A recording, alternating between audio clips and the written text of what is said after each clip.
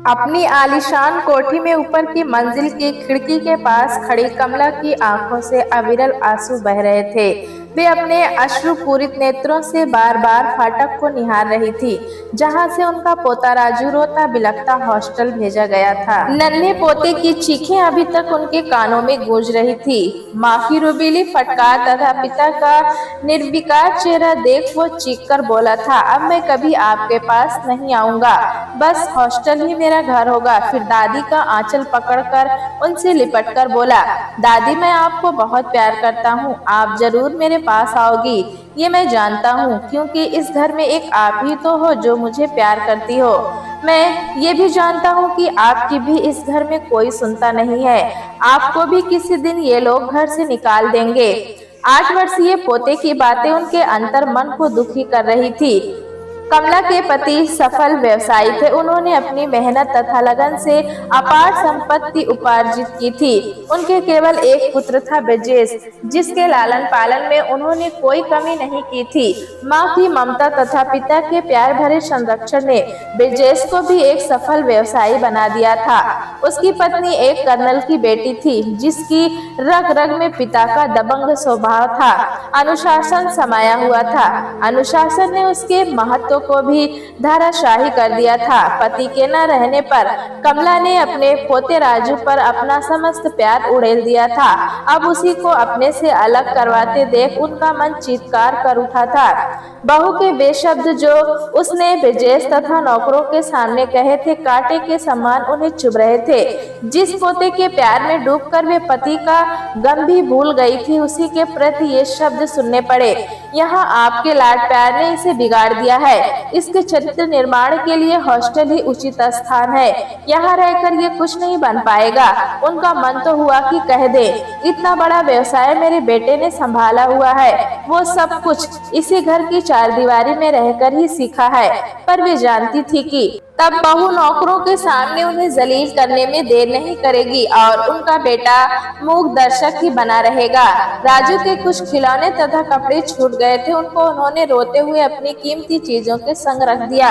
सोचा अब तो राजू की इन्हीं चीजों को देखकर वे अतीत के उन आनंददायक क्षणों में पहुंच जाएंगी, जब राजू उनसे लिपटकर अपनी नन्ही बाहें उनके गले में डालकर कहता था, दादी परी वाली कहानी सुनाओ ना। राजू को गए 4 दिन बीत गए थे। उन्होंने खाने के कमरे में पैर नहीं रखा था। वहां पहुंचकर राजू की खाली कुर्सी देख क्या वे अपनी रुलाई पर काबू पा सकेंगी। दोनों समय खाना कमरे में ही मंगवा लेती थी। एक प्रकार से उन्होंने खुद को कमरे में कैद कर लिया था।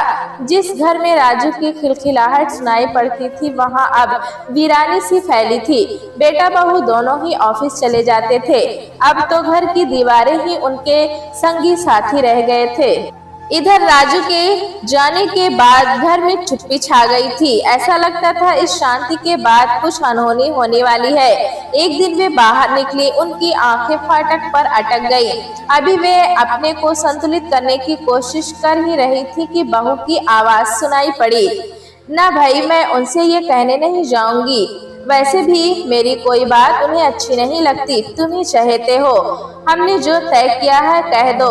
मैं तो उनकी नजरों में विष की डाली हूँ। वे समझ ना सकी कि बेटा बहू किस विषय पर वार्तालाप कर रहे हैं, पर सोचा 1-2 दिन में तो पता ही चल जाएगा। दूसरे दिन बेटा उनके कमरे में आया। उन्हें लगा कि उन्हें दुखी देख शायद वो राजू को लेने जा रहा है और यही खुशखबरी सुनाने आया है। ब्रजेश ने उनसे आंखें चुराते हुए कहा, माँ मैं देख रहा हूँ कि राजू के जाने के बाद से तुम बहुत अकेलापन महसूस कर रही हो। तुम्हारी बहू और मैं ऑफिस चले जाते हैं। इधर मेरा बाहर जाने का कार्यक्रम बहुत बढ़ गया है। तुम्हारी बहू भी व्यवसाय में मेरी बहुत सहायता करती है। कभी कभी तो हम दोनों को ही बाहर जाना पड़ सकता है।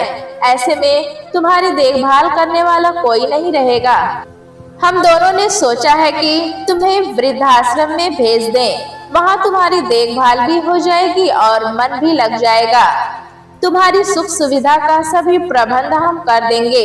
पैसे की कोई चिंता नहीं है, वैसे सब कुछ तुम्हारा ही है। फिर खिसियानी हंसी हंसते हुए बोला, हम दोनों तो देख रेख के लिए तुम्हारे मैनेजर हैं। वे अवाक पागलों के समान बेटे का मुंह ताकती रही।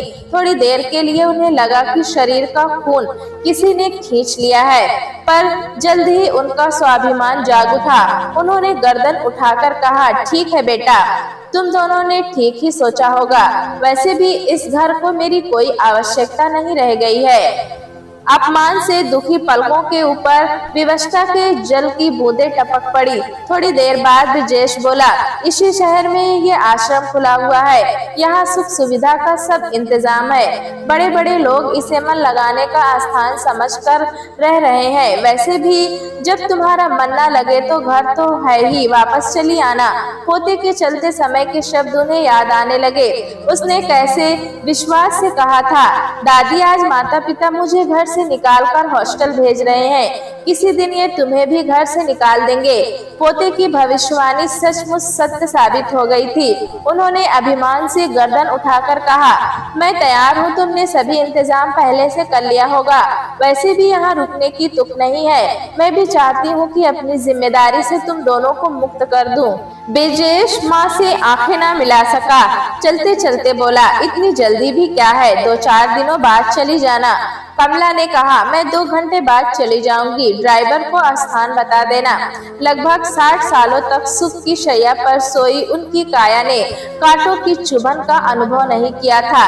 जीवन के 2 पहलू भी होते हैं, ये सब अब उन्होंने जाना। अपने खून से सींची औलाद भी पराई हो सकती है, ये भी आज ही उन्हें पता चला। उनके अंतर मन से आवाज आई, मैं तो तन से स्वस्थ तथा धन से परिपूर्ण होते हुए भी इतनी सी चोट से घबरा उठी हूँ। पर उन वृद्धों की मनोस्थिति क्या होती होगी जो तन मन तथा धन तीनों से वंचित है। अब उन्हें अपना दुख छोटा लगा। एक अदम्य उत्साह तथा विश्वास से उन्होंने अपना पद चुन लिया था। चेकबुक और अपना जरूरी सामान उन्होंने सूटकेस में रख दिया और बिना बेटे बहू की तरफ देखे गाड़ी में बैठ गई। वृद्धाश्रम शहर से दूर एकांत स्थान पर था। चारों तरफ हरियाली से घिरा हुआ भवन मन को शांति देने वाला था। अंदर जाकर उन्होंने देखा कि जीवन की सभी आवश्यकताओं का सामान वहां उपलब्ध है। जिसने भी उसे बनवाया था बहुत सोच विचार कर ही बनवाया था, क्योंकि अभी वो नया ही बना था। इसी कारण 10 से 12 ही स्त्री पुरुष वहां थे। सभी वृद्धों के चेहरों पर अपने अतीत की छाया मंडरा रही थी। कमला ने मुस्कुराते हुए सबसे अभिवादन किया।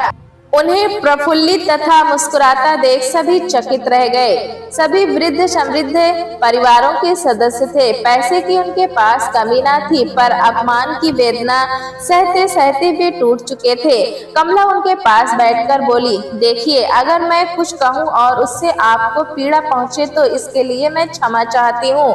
मैं इसी शहर के सफल व्यवसायी प्रताप सिंह की पत्नी कमला हूँ। 8 साल पहले मेरे पति की मृत्यु हो चुकी है। मैं अपने बेटे ब्रजेश के साथ रहती हूँ। आप सबके समान मुझे भी घर का फालतू प्राणी समझकर यहाँ भेज दिया गया है। थोड़ी देर के लिए मैं भी बहुत मायूस हो गई थी, पर जब मैंने सोचा कि मेरे पास तो धन और स्वास्थ्य दोनों ही है, पर उन वृद्धों की मनोस्थिति क्या होती होगी जो तन मन तथा धन तीनों से वंचित होंगे, तो यह महसूस करते ही मुझ में एक अदम्य उत्साह जागृत हो गया। फिर मुझे यह अपमान न लगकर वरदान लगा। हम सबको प्रकृति के प्रति कृतज्ञता प्रकट करनी चाहिए कि कुछ तो हमारे पास है जिसका उपयोग हम कर सकते हैं। हमें यह नहीं दिखाना है कि हम टूट चुके हैं। जीवन में यही समय है जब हम खाली हैं और कुछ सत्कार्य करने में सक्षम हैं। आप सबके पास दौलत की कमी नहीं है। ये सभी दौलत आपने अपने पुरुषार्थ से संचित की है। इसे उपयोग में लाने का आपको पूरा हक है। अपने बच्चों के लिए तो सभी करते हैं, पर किसी ने जीवन के अंतिम पड़ाव पर खड़े उन वृद्धों के बारे में सोचा है जो तिल तिल कर मर रहे हैं। चूंकि उनके पास पैसा नहीं है, इस कारण उनकी जिंदगी कुत्तों से भी बदतर हो गई है। अपना ही खून सफेद हो गया है। क्या हम उनके लिए कुछ नहीं कर सकते? अगर हमने एक दुखी को अंत समय शांति तथा सुख दिया तो इससे बड़ा नेक कार्य और क्या हो सकता है। देने से बढ़कर और कोई सुख नहीं है। मैंने अपने बेटे को इस योग्य बना दिया है कि वो खुद कमा सकता है। मैं अपनी समस्त संपत्ति उन वृद्धों पर खर्च करूंगी जो इस वृद्ध आश्रम में पैसे के कारण नहीं आ सकते। हम उनसे वही कार्य करवाएंगे जिनमें उनकी रुचि होगी, ताकि वे खुद को दूसरों पर आश्रित समझकर हीन भावना से ग्रसित न होने पाए। हम अपने पैसे से दुत्कारे हुए वृद्धों को नवजीवन दे सकें तो इससे क्या सबको संतोष तथा प्रसन्नता नहीं होगी। उन वृद्धों के पोपले मुखों पर संतुष्ट की एक स्मित रेखा सी खिंच गई। पूरा हॉल तालियों से गूंज उठा। अब तक खाली बैठे बैठे उनकी आंखों के आगे अतीत चलचित्र की भांति पहुंच जाता था, जब उन्हें पालतू प्राणी समझकर उनकी उपेक्षा की जाती थी, पर अब उन्हें अपने अस्तित्व की शक्ति का भान हुआ था। सभी बारी बारी से बोल उठे कि हमारी बड़ी बड़ी कोठियां हैं, उन्हें हम वृद्धों का निवास स्थान बना देंगे। वहाँ ऊंच नीच व जात पात का भेदभाव नहीं रहेगा।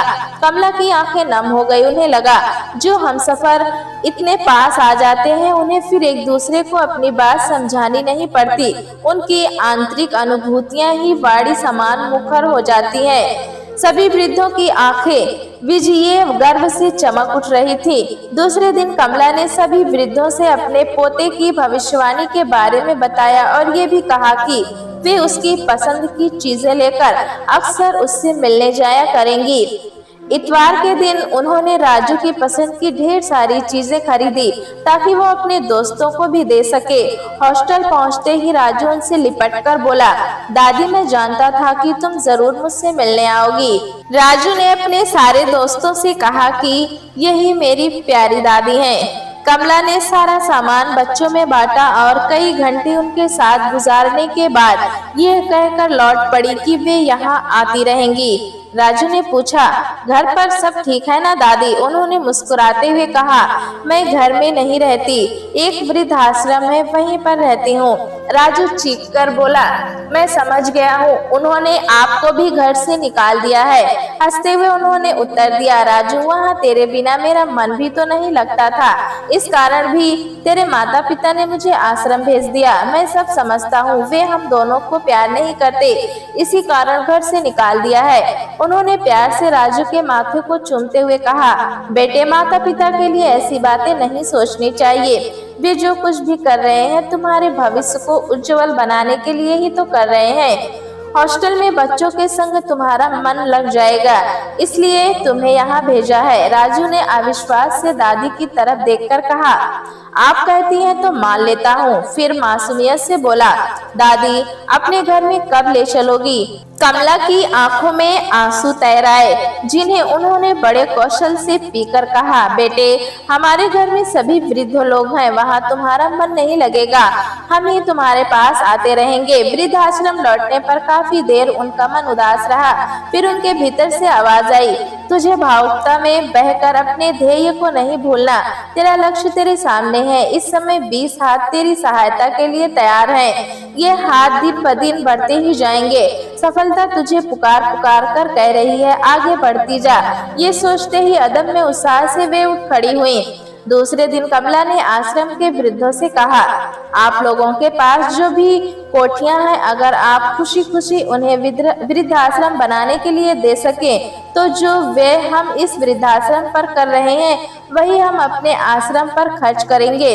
हम सभी मिलकर उन्हें आवश्यक सामान से सुसज्जित कर कई वृद्धाश्रम बना सकते हैं। मेरे पास जितनी संपत्ति है उसे मैं वृद्धाश्रम को दे रही हूँ। ये सही है कि इस उम्र में हम थक सकते हैं, पर जिस उत्साह से हम कार्य करेंगे उससे शायद किसी को भी थकावट महसूस नहीं होगी।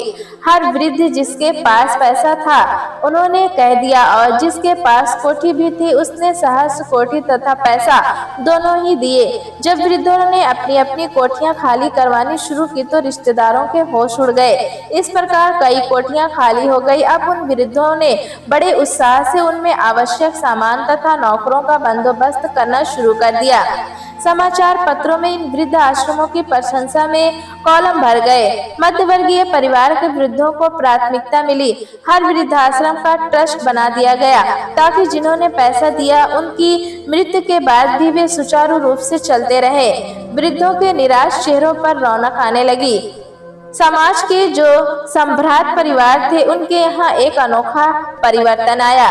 परिवार की युवा पीढ़ी जहाँ सतर्क हुई, वहीं वृद्धों के प्रति उनके व्यवहार में भी परिवर्तन आया और उनकी पूरी देखभाल होने लगी। कमला तथा अन्य वृद्धों जिन्होंने इन आश्रमों को बनवाने में अपना पूरा सहयोग दिया था, उनकी देखा देखी बहुत से रईसों ने अपना पैसा तथा सहयोग देना शुरू कर दिया, क्योंकि वे स्वजनों के व्यवहार परिवर्तन के इस छलावे को समझ चुके थे और किसी न किसी रूप में इन वृद्धों से संपर्क बनाने की चेष्टा में लग गए थे। एक तरफ वाहवाही की चाह थी तो दूसरी ओर परोपकार की भावना जोर मार रही थी। हृदय के किसी कोने में प्रतिकार भी था। कमला वृद्धाश्रम के एक कक्ष में बैठी विचार में मगन थी। उनके चेहरे पर वेदना और शांति के भाव का अनोखा मिश्रण झलक रहा था।